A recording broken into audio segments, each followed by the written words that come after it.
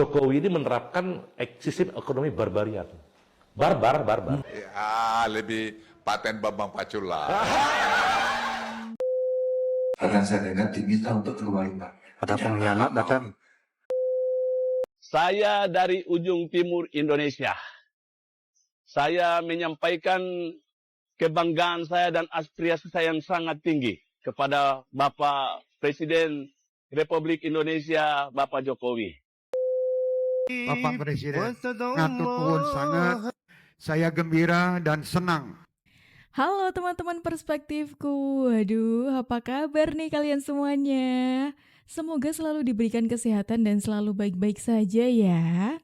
Seperti biasa kalau sama aku di sini, aku pengen ngajak kalian semuanya untuk mencari info-info menarik apa hari ini yang cocok banget buat dikulik. Yuk langsung aja karena aku tidak mau terlalu banyak babi bu di awal, jadi langsung aja kita ke videonya yuk. Ini soal oposisi. Lebih paten mana? Ganjar atau Anies? Sebagai oposisi. Gak ada yang paten. Oke, lanjut. Masih edisi oposisi. Menurut Bapak lebih paten mana? Hasto Kristianto atau Bambang Pacul? Ya, lebih paten Bambang Pacul lah. Aduh. Dibuka dengan paten mana antara Pak Anies atau Pak Ganjar untuk oposisi. Ternyata Pak Luhut menjawab tidak ada yang paten, teman-teman. Kalau menurut kalian paten yang mana? Pak Ganjar atau Pak Anies yang oposisi nih? Pemirsa, bakal calon Presiden Ganjar Pranowo menyebut sejumlah warga ogah menyambut Presiden Jokowi saat melaksanakan kunjungan kerja di Gianyar, Bali. Menurutnya tindakan tersebut merupakan bentuk simpatik lantaran baliho dirinya dan atribut PDIP dicopot. Suara yang mengharukan saya satu. Ketika kemudian beberapa rumah, maksudnya warganya, mengunci diri tidak mau keluar. Ada apa? Bahkan saya dengar diminta untuk keluar, Pak. Ada pengkhianat datang. Lalu saya tahu bagaimana perasaan warga saat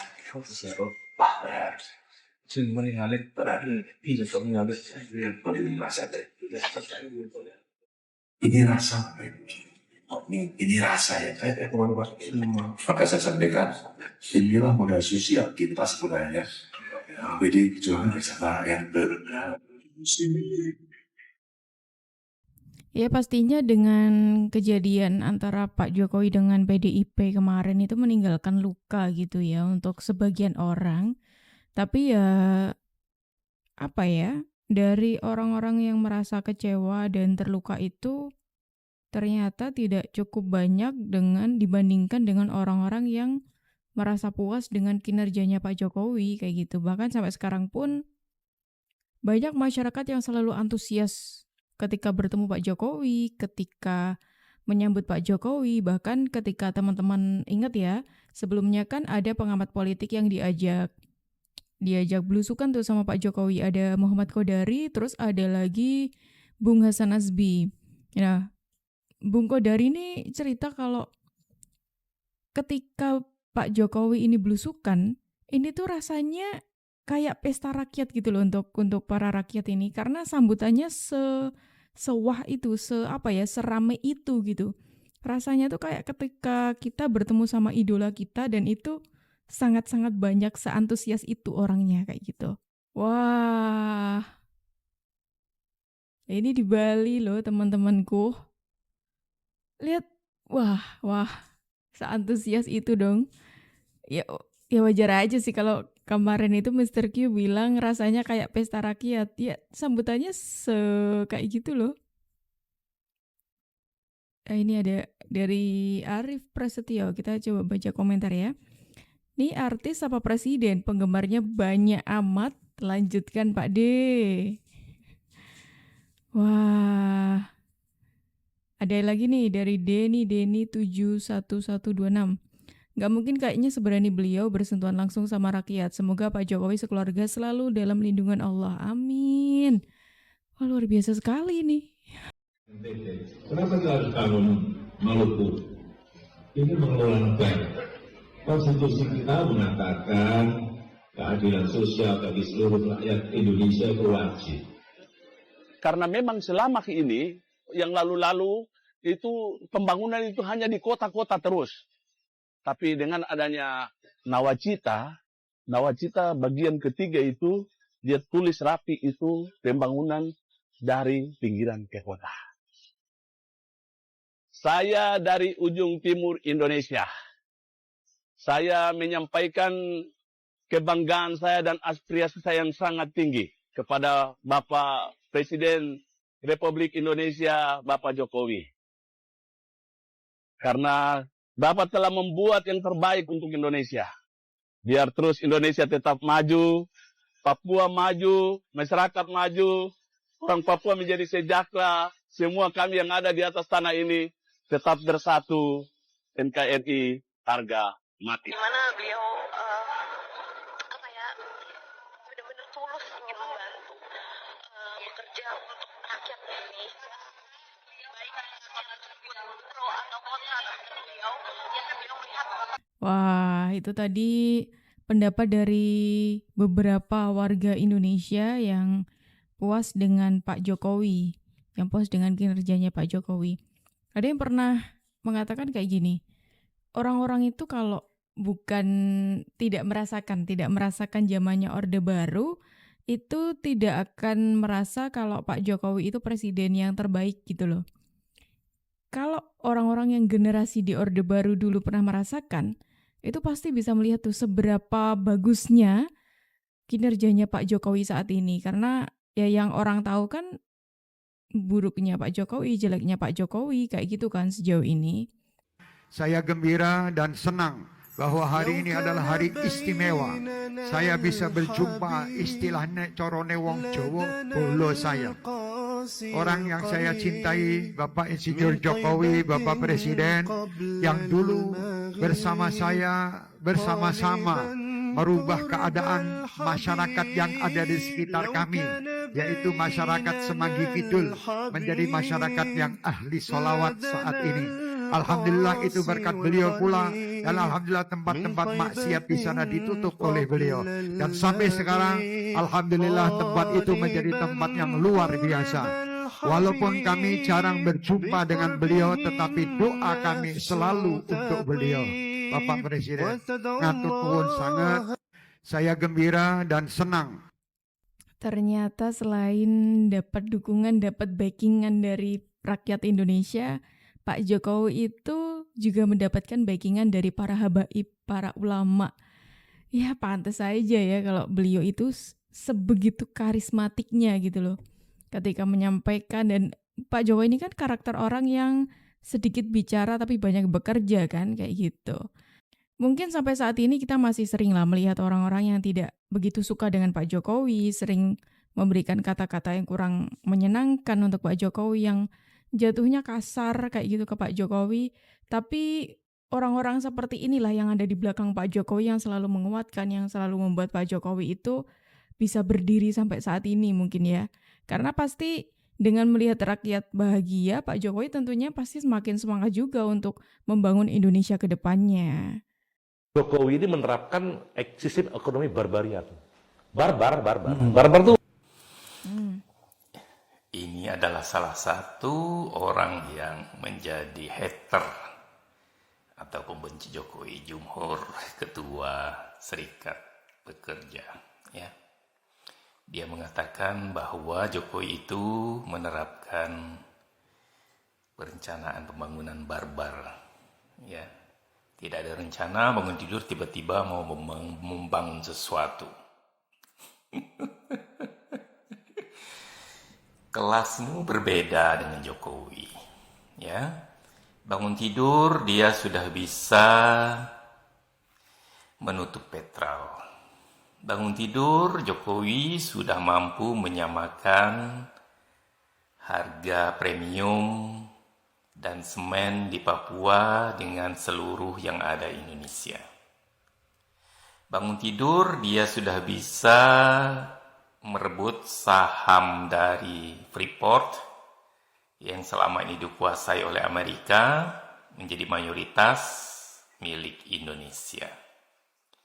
Bangun tidur Jokowi sudah bisa membangun jalan-jalan dan juga pos-pos perbatasan yang megah, yang membanggakan. Bangun tidur, Jokowi sudah bisa membangun jalan tol yang terpanjang yang bisa dibangun oleh siapapun presiden di Indonesia.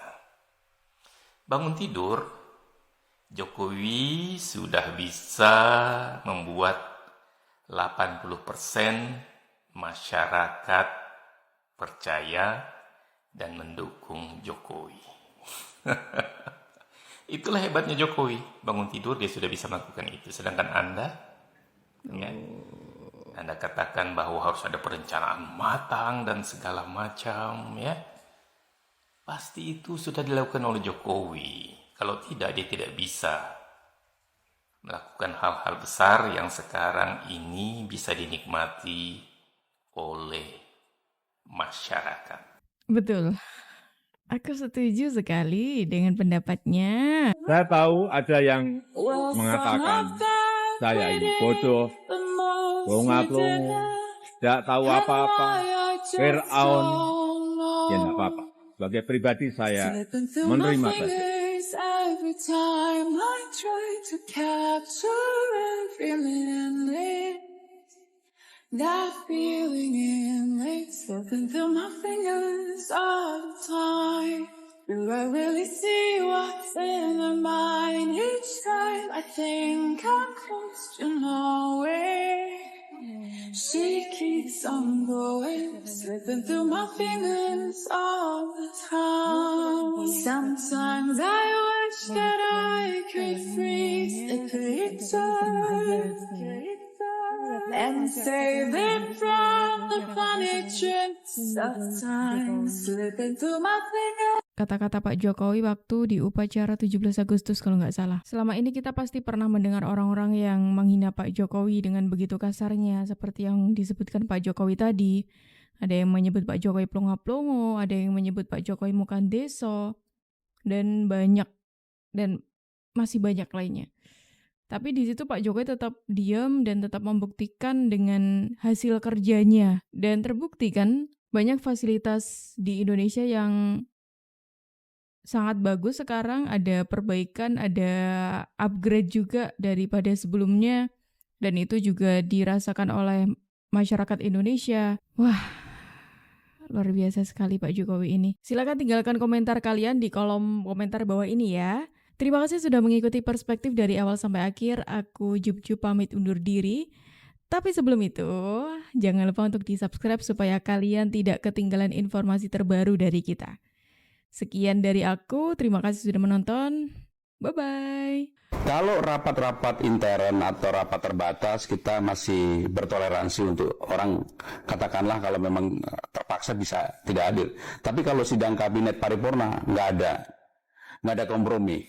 Misalnya ada seorang menteri, pernah ini lagi di New York, baru mendarat, tiba-tiba ada sidang kabinet paripurna, dia minta izin, kan bilang nggak, pulang. Karena itu yang diarahkan oleh Presiden kepada saya. Sehingga saya jaga betul kalau sidang kabinet paripurna semuanya wajib hadir. Tapi kalau rapat terbatas, rapat intern yang memang ada prioritas yang lebih urgent ya monggo aja. Karena di sidang kabinet paripurna yang sebulan sekali, di situ ada arahan Presiden. Presiden selalu hal-hal yang bersifat strategis yang diarahkan di situ. Jadi sebenarnya menteri-menteri jarang sekali sebenarnya bisa absen dari rapat-rapat yang digelar gitu ya. Ketat sekali kayaknya. Jadi Kristen, mungkin presiden yang paling banyak rapat ya Pak Jokowi. Dalam satu minggu, bahkan dalam satu hari itu bisa 3 kali. Besok hari Senin itu 3 kali. Yang mau evaluasi KTT G20 ini dengan agenda evaluasi KTT, kemudian juga ada yang lain. Itu 3 kali. Seminggu bisa sampai dengan 10 kali. Maka banyak teman-teman yang dulu bercita-cita jadi menteri, begitu di era ini pasti bilang, waduh kita udah nggak punya waktu untuk hal-hal lain. Memang nggak punya waktu, karena harus kerja. Dan salah satu hal yang luar biasa dari beliau, kalau kita perjalanan ke luar negeri, itu nggak pernah lihat restoran, nggak pernah lihat toko. padat sekali agenda di sana. Padat sekali, begitu selesai jam 8 ya pulang. Kayak kemarin KTT APEC sebagai contoh yang terakhir kita pergi, kita datang sore langsung acara dinner, besok pagi acara seharian, setelah selesai dengan Raja jam 7 langsung airport pulang. Jadi kita nggak pernah dalam perjalanan itu santai, lihat toko, lihat restoran, sama sekali nggak pernah. Karena Presiden minta agendanya padat. Bahkan pernah ke luar negeri perjalanan 9 jam, itu kita PP. Acara selesai langsung pulang. Itu permintaan Presiden? Permintaan Presiden. Wow. Kalau ke Bangkok, ke Jepang, ke gitu-gitu udah pasti PP lah. Kita udah, aduh PP nih, udah pasti PP. Jadi kalau ke negara-negara tetangga pasti PP? Pasti PP. Zaman Pak Jokowi ini? Iya pasti PP. Pertanyaannya, fisik Pak Jokowi, fisik Pak Pram, Pak Pratik, semua delegasi itu gimana jaganya? Iya harus dijaga. Tapi yang paling utama menurut saya, vitamin berapapun nggak akan cukup kalau hatinya nggak happy ya. Itu yang membuat kita menjadi lebih kuat karena enjoy. Melakukan dengan enjoy itu menjadi... Paling kita bisa nyuri-nyuri pagi bangun tidur olahraga. Olahraga sebentar. Di pagi hari. Itu pun 31 jam maksimum. Wah, luar biasa sekali di balik Pak Jokowi yang katanya plonga-plongo, tapi beliau cukup tegas untuk memimpin menteri-menterinya.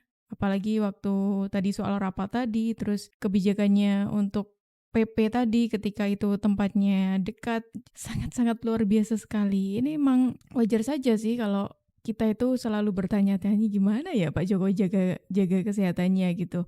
Kayak kelihatan nggak capek, kayak kelihatan terus melayani warga rakyat dengan sumringah, dengan senyumnya, dengan gestur tubuh yang ya seperti itu gitu loh teman-teman. Luar biasa sekali emang Pak Jokowi ini.